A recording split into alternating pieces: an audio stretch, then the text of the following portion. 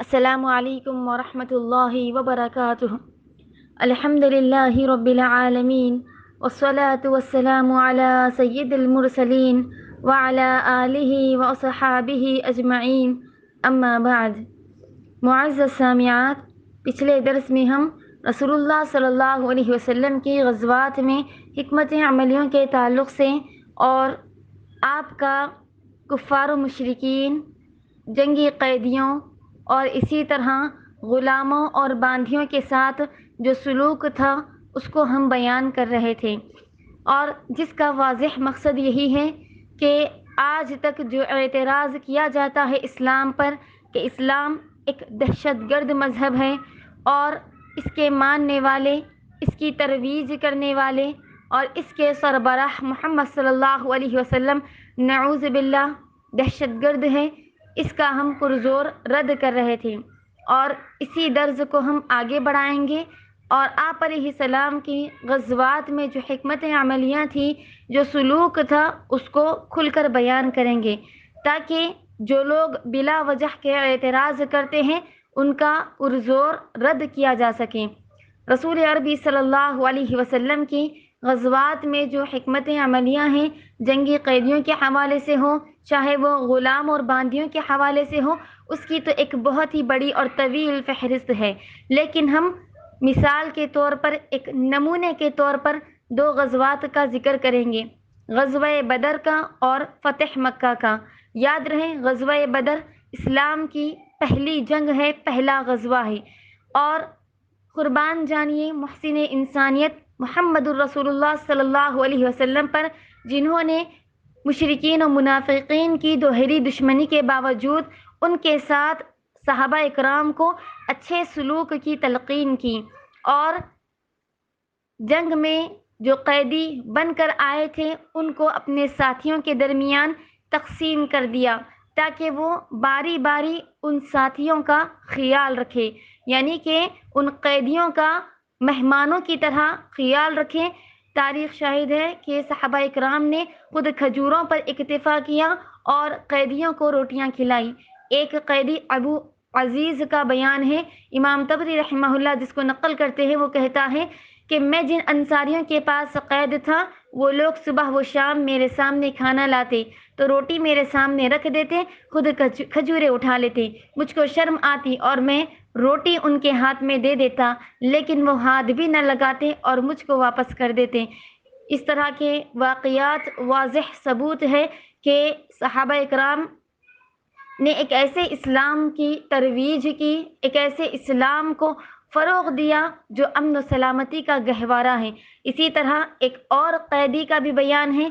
جس کا نام ہے سہیل بن عمر۔ یاد رہے یہ وہی شخص ہے جو بڑا فصیح و بلیغ لسان تھا اور رسول اللہ صلی اللہ علیہ وسلم کے خلاف ہمہ وقت زہر اگلتا تھا، حتیٰ کہ سیدنا عمر فاروق رضی اللہ عنہ نے جب یہ قیدی بن کر آیا اس کے دانت اکھڑوا دینے کا مشورہ دیا، لیکن نبی کریم صلی اللہ علیہ وسلم نے یہاں پر بھی امن کا پیغام دیتے ہوئے اس عمل سے سختی سے منع کر دیا۔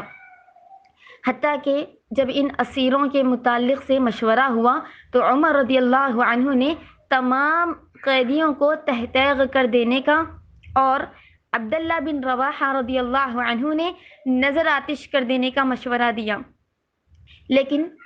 سیدنا ابو بکر صدیق رضی اللہ عنہ نے فدیہ لے کر رہا کر دینے کا مشورہ دیا۔ نبی کریم صلی اللہ علیہ وسلم ہمارے محسن انسانیت کو آخری مشورہ پسند آیا اور اسی متعلق فیصلہ کیا۔ اور یاد رہے، رحم و کرم کی بارش یہیں پر ختم نہیں ہوئی، بلکہ آپ علیہ السلام نے فدیے میں بھی ان قیدیوں کی حیثیتوں کا مکمل لحاظ رکھا۔ چنانچہ جو مال و دولت والے تھے ان کا فدیہ مال طے ہوا، جو صاحب علم و فن تھے ان کی رہائی پڑھانا لکھانا طے ہوا، اسی طرح جو بالکل قابل نہیں تھے، جن کے پاس کچھ تھا ہی نہیں، یعنی کہ جو تنگ دستی میں مبتلا تھے، ان کو عفو درگزر کے طور پر تحفتاً یوں ہی رہا کر دیا گیا۔ سبحان اللہ، جو لوگ اسلام پر اعتراض کرتے ہیں ان کے لیے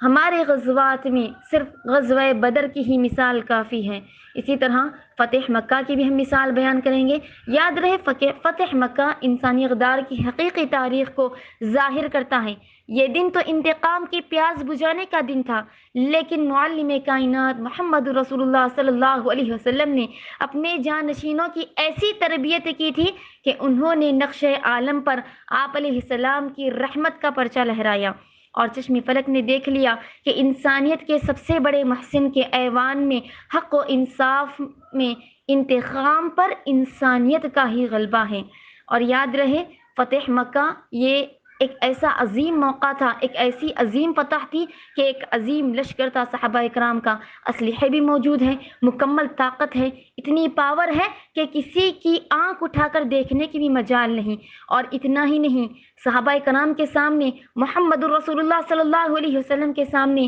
ماضی کے دل خراش واقعات بھی ہیں۔ یاد کیجیے رسول اللہ صلی اللہ علیہ وسلم کی سیرت کا مطالعہ کیجیے۔ شیب ابی طالب کی گھاٹی میں گزارے ہوئے 3 سال، مکمل 3 سال قید و بند میں، آہ و پیاس میں،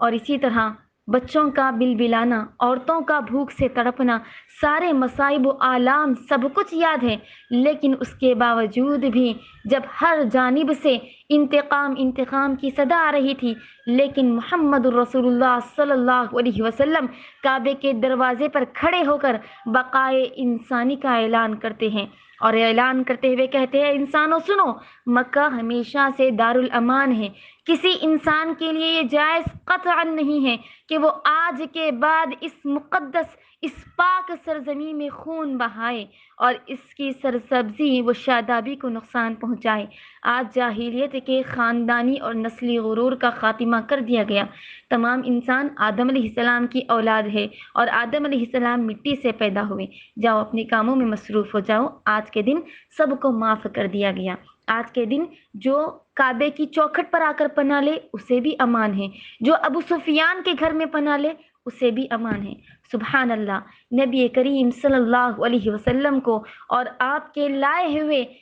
طریقے کو، آپ کی لائی ہوئی شریعت کو آج کے جہلا جو بغض و حسد میں چور ہے، دہشت گرد ثابت کرنے کی کوشش کرتے ہیں اور جہاد کو بدنام کرنے کی کوشش کرتے ہیں، یقیناً آپ علیہ السلام کی پاکیزہ سیرت اور آپ کی غزوات کا جو بھی مطالعہ کرے گا وہ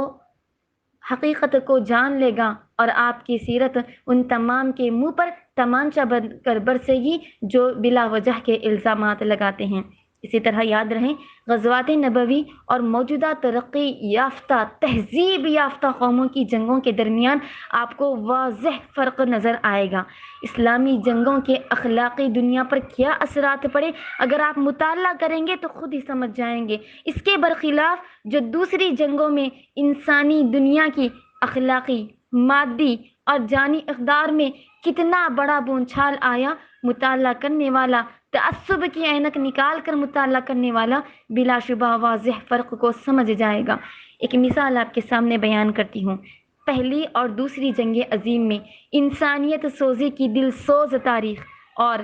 11 ستمبر 2001 کے بعد افغانستان اور عراق میں انسانی قدروں کی زبردست پامالی اور ان کی کھوپڑیوں سے تیسری جنگ عظیم کے اٹھتے شعلے، در حقیقت یہ جنگ نہیں، یہ جہاد نہیں، بلکہ ظلم و عدوان اور انسانیت سوزی کی آخری شکل ہے، جس کی مختصر واردات یہ ہے کہ دونوں جنگ عظیم میں ایک محتاط اندازے کے مطابق 4 کروڑ سے زیادہ انسانی جانیں تلف ہوئی، جس میں بچوں کی جانوں کا بھی لحاظ نہیں رکھا گیا، عورتوں کے ساتھ بے دریغ عصمت ریزیاں ہوئی،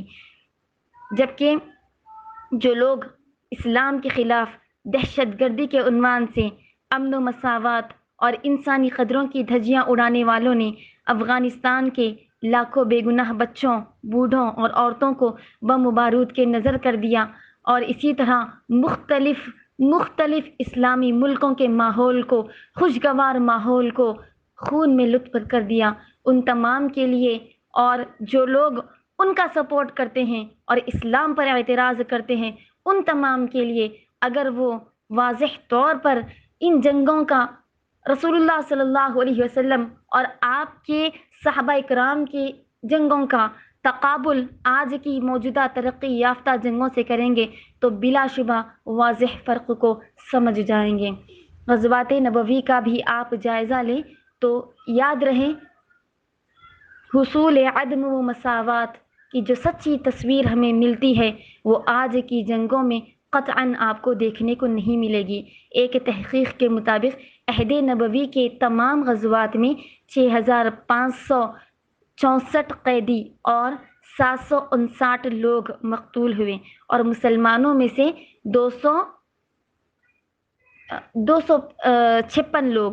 شہید ہوئے اور ایک بزرگ قید ہوا، اور تاریخ گواہ ہے کہ دشمنوں کے ان قیدیوں میں سے 6368 قیدیوں کو نبی کریم صلی اللہ علیہ وسلم نے غزوہ حنین کے بعد بغیر کسی شرط کے رہا کر دیا۔ صرف ایک ہی شخص قصاصاً قتل ہوا، اور مزید آنکڑے اگر آپ دیکھیں گے تو 215 قیدیوں میں سے 70 کو